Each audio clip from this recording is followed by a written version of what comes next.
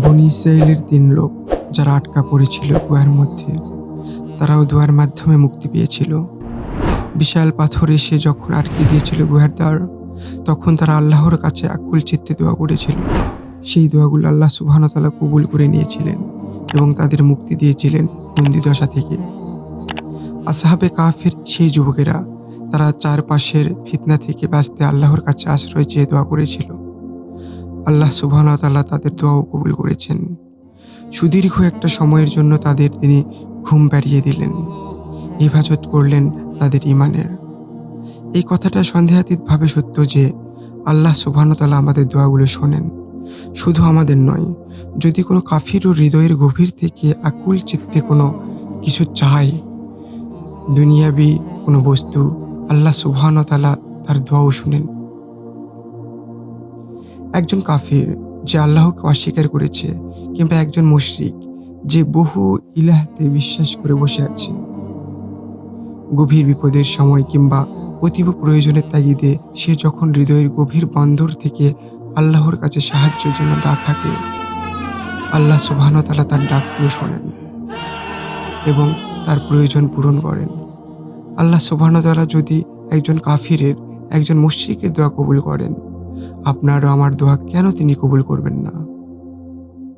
আমরা তো আল্লাহতেই ঈমান এনেছি, আমরা তো আল্লাহতে ঈমান রাখি, তার ইবাদত করি, তার কাছে সাহায্য চাই।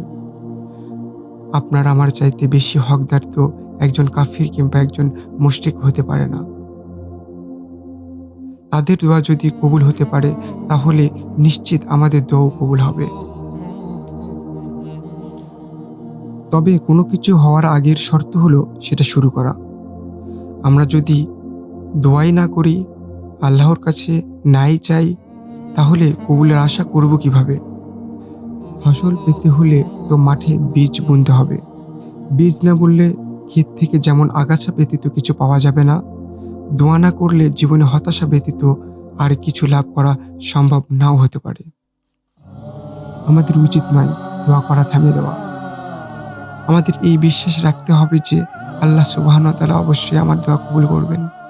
আজ নয়তো কাল আমার দোয়া কবুল হতে হয়তো একটু সময় লেগে যেতে পারে, তবে এই সময় লেগে যাওয়া যেন কোনোভাবে আমাকে অধৈর্য, অস্থির এবং দোয়া বিমুখ না করে ফেলে।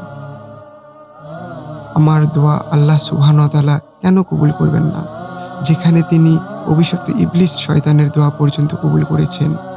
ইবলিস আল্লাহকে বলেছে, আর যদি আপনি আমাকে কিয়ামত পর্যন্ত সময় দেন, তাহলে অতি অল্প সংখ্যক ছাড়া তার আদমের বংশধরদের অবশ্যই আমি পথভ্রষ্ট করে ছাড়ব। ইবলিসের এই দোয়া, এই চাওয়া আল্লাহ সুবহানাহু ওয়া তাআলা পূরণ করেছিলেন। তিনি বললেন, যাও, তোমাকে অবকাশ দেওয়া হলো। আল্লাহ সুবহানাহু ওয়া তাআলা ইবলিসকেও ফিরিয়ে দেননি। আমরা কেন ভাবছি যে তিনি আমাদের ফিরিয়ে দেবেন, নিরাশ করবেন? عملت لحلمي عملت كثيرا وها قد حصل سهرت تعبت وقد طاب ذا اليوم حلم السماء